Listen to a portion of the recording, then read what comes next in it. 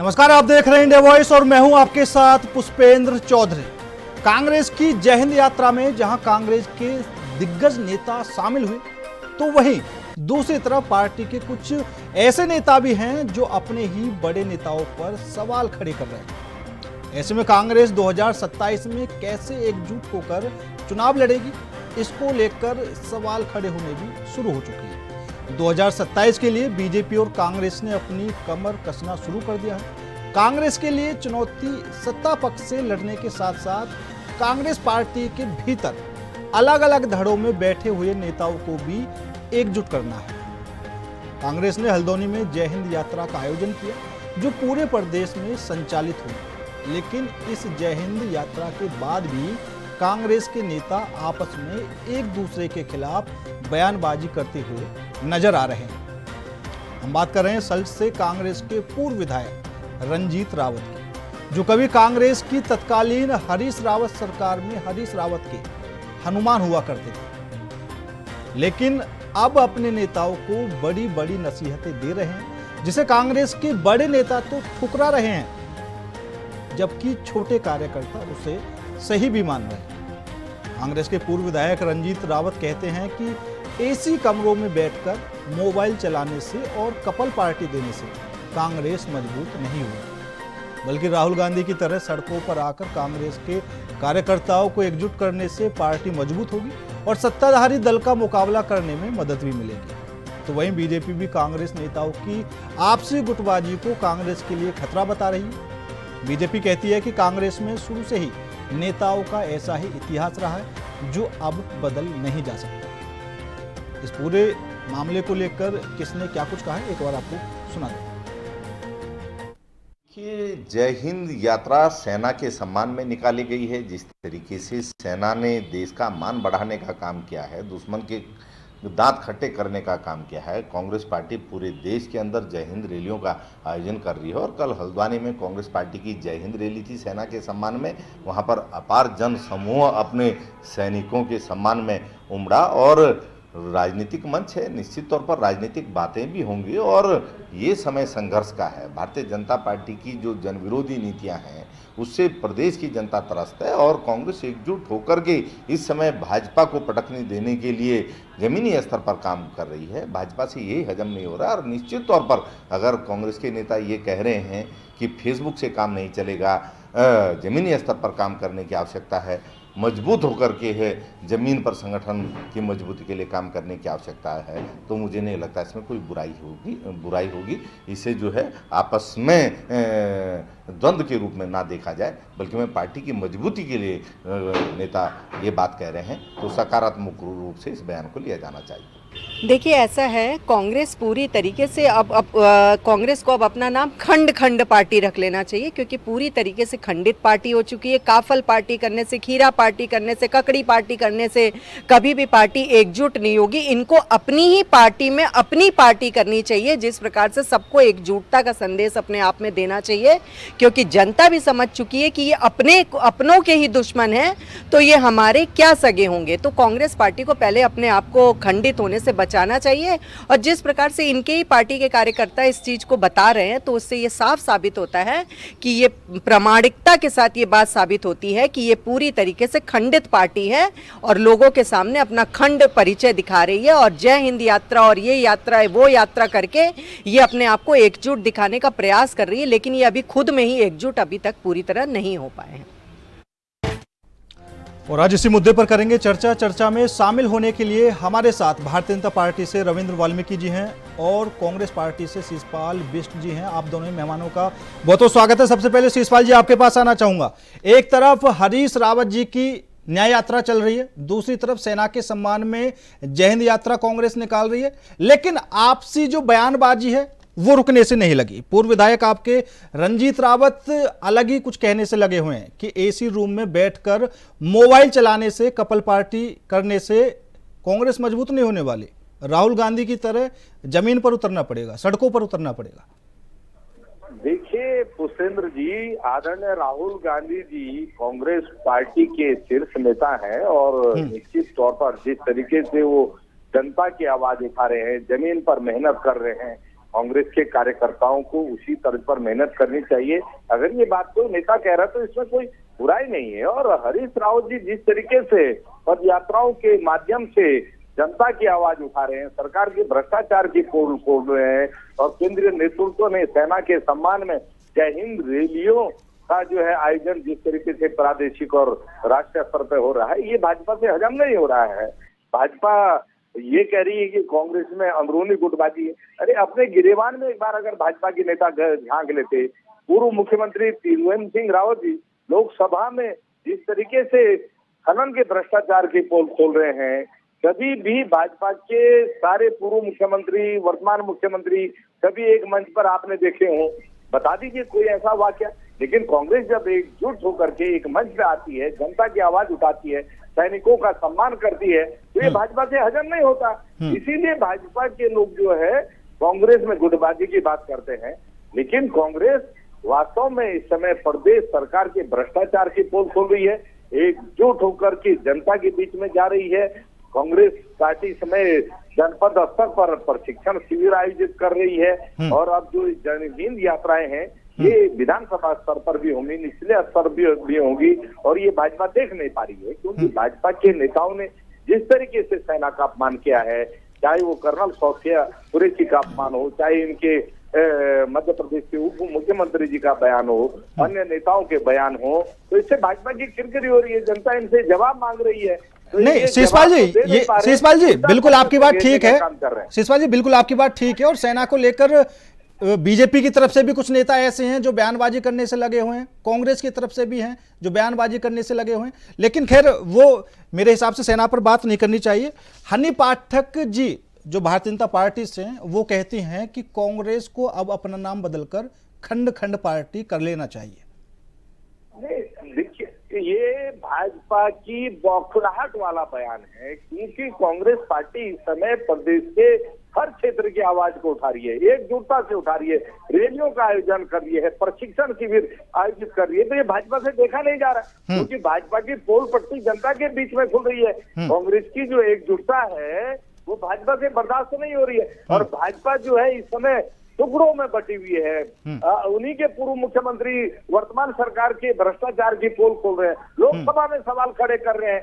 इससे ज्यादा आपको भाजपा में गुटबाजी का और क्या सबूत चाहिए? अपनी जो है नाकामी छुपाने के लिए, अपनी गुटबाजी छुपाने के लिए कांग्रेस पे आरोप लगा दीजिए। अरे कांग्रेस पार्टी में आंतरिक लोकतंत्र है। हम लगातार कह चुके हैं, हमारा छोटा से छोटा कार्यकर्ता, बड़ा से बड़ा नेता अपने नेतृत्व के सामने मुखरता से अपनी बात कहता है। इसमें बुराई क्या है? ठीक है। और अगर कोई राहुल गांधी के पद चिन्हों पर चलने की बात कर रहा है, ग्रास रूट पर पार्टी को मजबूत करने की बात कर रहा है, एकजुटता की बात कर रहा है, तो इससे भाजपा के पेट में मरोड़ क्यों उठ रही है? ये ठीक है शिषपाल जी, ठीक है। रविंद्र वाल्मीकि जी, कांग्रेस एकजुट हो रही है तो बीजेपी के पेट में दर्द हो रहा है। हालांकि कांग्रेस में जब टूट चल रही थी, जब कांग्रेस के नेता अलग जा रहे थे नगर निकाय चुनाव में, वो जो जाने थे चले गए, लेकिन फिलहाल एकजुट हो रही है। ये अब शिषपाल जी का कहना है, आपके पेट में क्यों दर्द है? अब शिषपाल जी से बेचारे को कितना झूठ बुलवाओगे बिठवा के?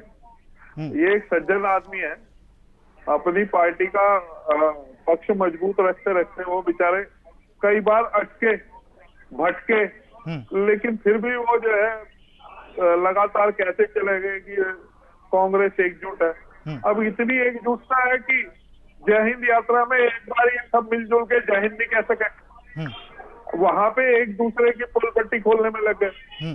तो कांग्रेस का चरित्र और चेहरा सबको दिखाई दे रहा है। और ये खाली कांग्रेस की एक प्रदेश या एक जिले स्तर की राजनीति का हिस्सा नहीं है। आप अगर ऊपर से उठाए शीर्ष नेतृत्व का, आज जिस प्रकार से सलमान खुर्शीद और शशि थरूर जी एक कांग्रेस के बड़े नेता हैं, और जब देश की एकजुटता की बात आती है, देश को एक साथ संगठित होके काम करने की जरूरत होती है।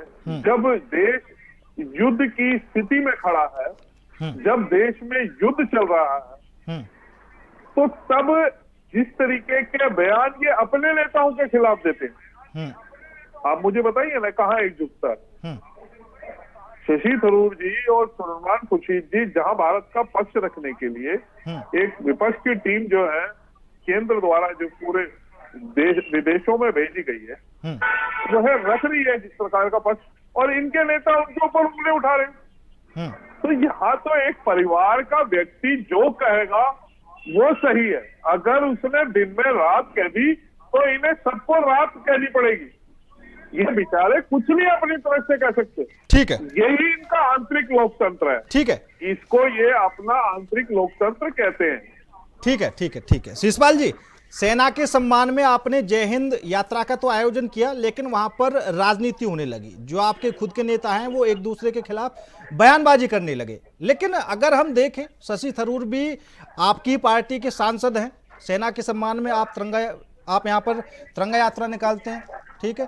दूसरा, वहां पर जो आपके नेता बाहर गए हुए हैं उनके लिए आपकी पार्टी की तरफ से ये कहा जाता है कि जिस तरह आतंकी घूम रहे हैं उस तरह हमारे नेता भी घूमने से लगे हुए हैं। तो फिर ये बयानबाजी क्यों होती है?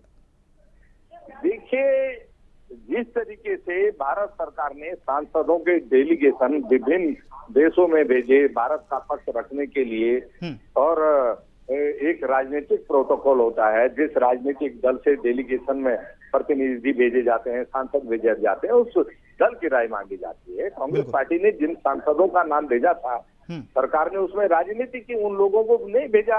अपनी मर्जी से अगर सांसद भेजे हैं तो निश्चित तौर पर राजनीतिक दल पर अगर ये कहा जाएगा कि राजनीतिक प्रोटोकॉल का पालन होना चाहिए। नहीं, बिल्कुल शिषपाल जी, आपकी बात से मैं सहमत हूँ। आपकी बात से मैं, भाजपा को इसमें क्या समस्या है? आपकी बात से मैं बिल्कुल सहमत हूं। और आपको अगर आवाज उठानी है, सवाल करने, तो आप बीजेपी से कर भी सकते हैं, भारत सरकार से कर भी सकते हैं। लेकिन अगर आप अपने ही नेता के लिए ये बोलें कि भैया ये तो भारतीय जनता पार्टी के सुपर प्रवक्ता हो गए और भारत आने से पहले इनको विदेश मंत्री बना दें मोदी जी, उदित राज बोल रहे हैं आपके। देखिए, ऐसा है पुष्पेंद्र जी, अगर कोई व्यक्ति किसी पार्टी में रह करके उस पार्टी की विचारधारा के खिलाफ जाकर के और सत्ता का अगर गुणगान करने लगेगा तो निश्चित तौर पर ये सुझाव दिया जाएगा कि भाई अगर उसको सत्ता ज्यादा पसंद आ रही है, सत्ता के लोगों का उसके प्रति प्यार उमड़ रहा है, तो निश्चित तौर पर उसको बड़ी जिम्मेदारी सत्ता की ओर से दी जानी चाहिए। मतलब शिषपाल जी, आपको लगता है कि ये जो डेलीगेशन विदेश में गया है, ये जो यहाँ की सत्ता है उसकी तारीफ करने के लिए गया, मोदी जी की तारीफ करने के लिए गए वहां पर? देखिए ना, अगर इस प्रकार का काम करेंगे तो निश्चित तौर पर प्रतिक्रिया का भी इंतजार होना चाहिए। और भाजपा इससे घबरा क्यों रही है? भाजपा को अगर कोई व्यक्ति योग्य लग रहा है, भाजपा को लग रहा है कि वो उसकी पार्टी के लिए ज्यादा बेहतर मुफीद हो सकता है, तो निश्चित तौर पर बड़ी जिम्मेदारी देने का साहस में उनको दिखाना चाहिए। अब ये राष्ट्रीय स्तर पर हमारे प्रवक्ता अपनी बात रख चुके हैं, इसमें पार्टी का पक्ष रखा जा चुका है। मुझे नहीं लगता कि मुझे इस पे बहुत ज्यादा कुछ बोलना चाहिए। बात उत्तराखंड की हो रही है तो निश्चित तौर पर उत्तराखंड में जिस तरीके से कांग्रेस पार्टी इस समय एकजुट है, सक्रिय है, जमीन पे काम कर रही है, रैलियों का आयोजन कर रही है, ये भाजपा से देखा नहीं जा रहा। क्योंकि भाजपा के अंदर जिस तरीके की गुटबाजी है, जिस प्रकार की खेमेबाजी है, पूर्व मुख्यमंत्री लगातार सरकार के कामकाज पर हमलावर है, लोकसभा में सवाल उठाने के लिए मजबूर है। खनन माफिया के साथ जिस तरीके से सरकार की मिलीभगत है, खनन माफिया के लिए जिस तरीके से नीतियां बन रही हैं, उस पर उसके अपने ही जो है सवाल खड़े कर रहे हैं। कांग्रेस पार्टी तो ये बात हमेशा से कह रही है। चाहे आप विकास नगर के विधायक मुन्ना सिंह चौहान जी की अगर बात को आप सुन ले, तो जिस तरीके से सवाल खड़े कर रहे थे, ठीक है, जवाब दिए जाने चाहिए थे। ठीक है, ठीक है, ठीक है, ठीक है, ठीक है शिषपाल जी।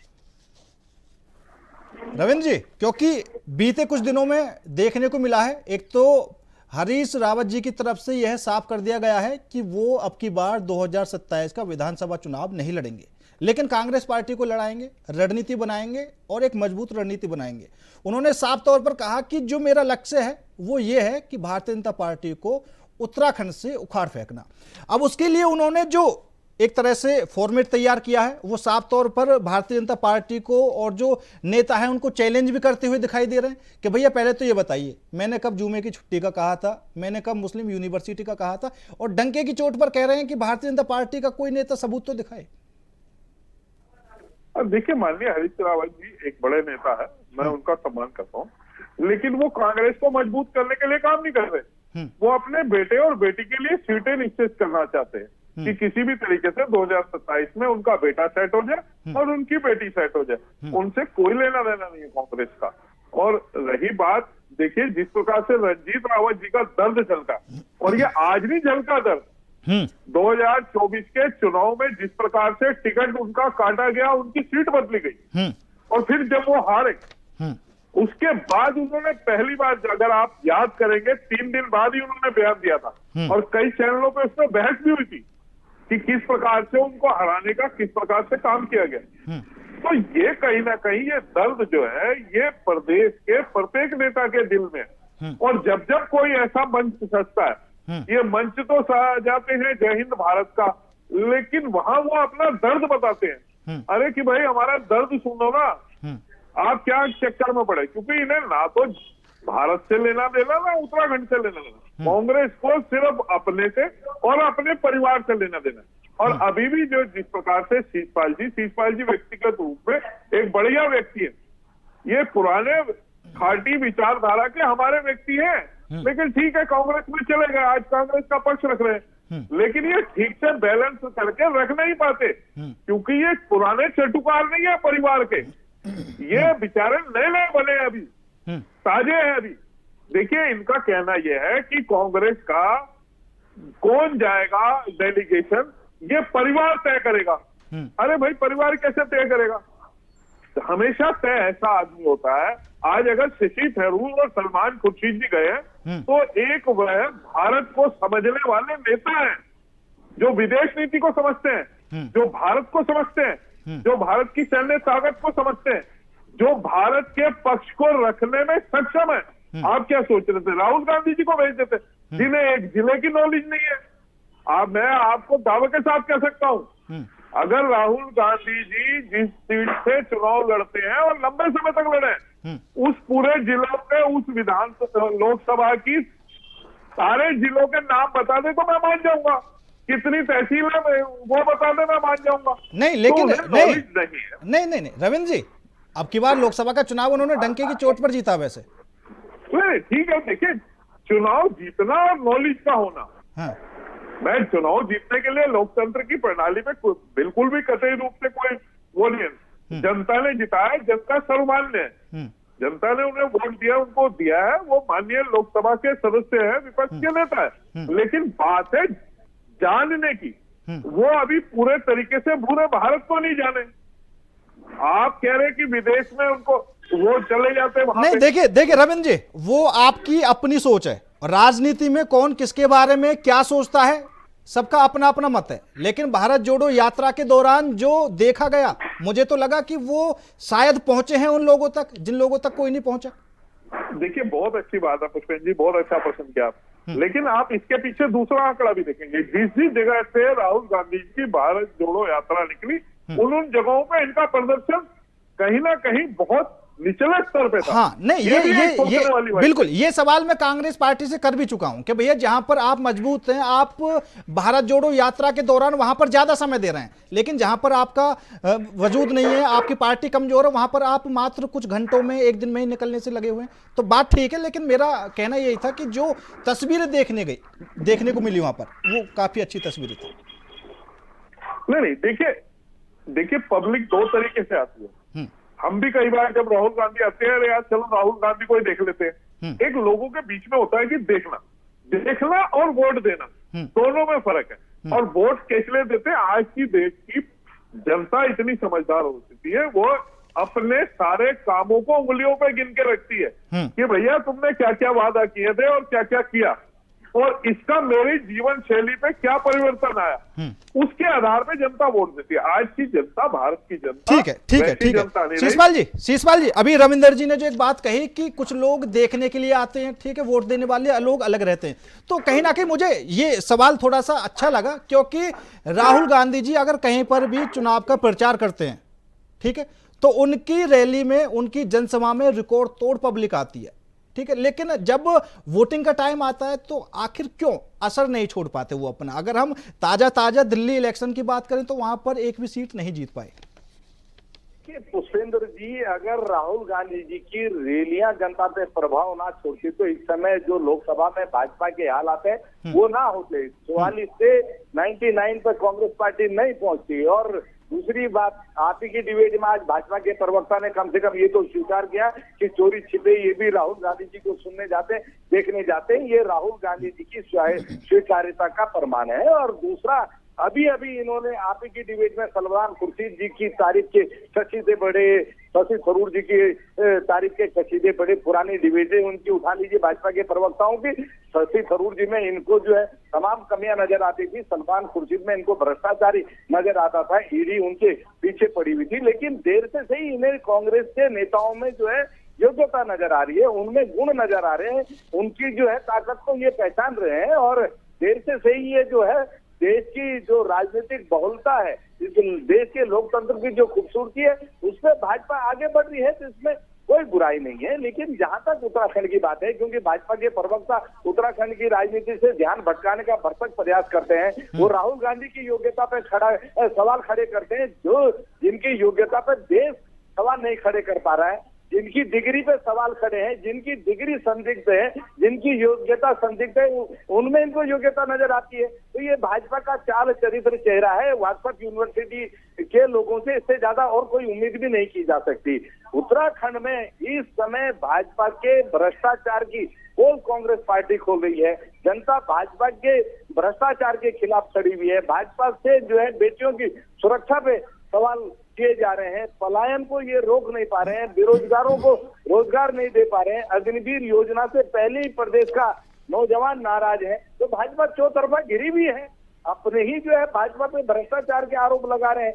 तो इनको कांग्रेस पार्टी पे आरोप लगा करके जनता का ध्यान भटकाने का प्रयास करना है। लेकिन उत्तराखंड की जनता पढ़ी लिखी है, उत्तराखंड की जनता जागरूक है, वो जानती है कि कांग्रेस पार्टी उनके सुख दुख में खड़ी हुई है, उनके मुद्दों को मुखरता से उठा रही है। और भाजपा में जो सुर फुटअव्वल है, जो पूर्व मुख्यमंत्री और वर्तमान मुख्यमंत्री की नौरा कुश्ती है, उससे प्रदेश की किरकिरी हो रही है। तो अब उससे ध्यान भटकाने के लिए कांग्रेस पे आरोप लगाने के अलावा इनके पास चारा क्या है? कांग्रेस के जो बयान है उनको तोड़ने मरोड़ने के अलावा क्या चाह रहा है, आप बताए ना। ठीक है, ठीक है। अगर रविंद्र जी, अब इतने सारे मुद्दे शिषपाल जी ने आपको गिना दिए, ठीक है, तो मिशन 2027 की तैयारी में तो कांग्रेस जुटी हुई है, जुटे हुए आप भी हैं, ऐसा नहीं है। लेकिन अगर इतने मुद्दे कांग्रेस पार्टी लेकर चल रही है तो ऐसा तो नहीं कहीं नुकसान हो?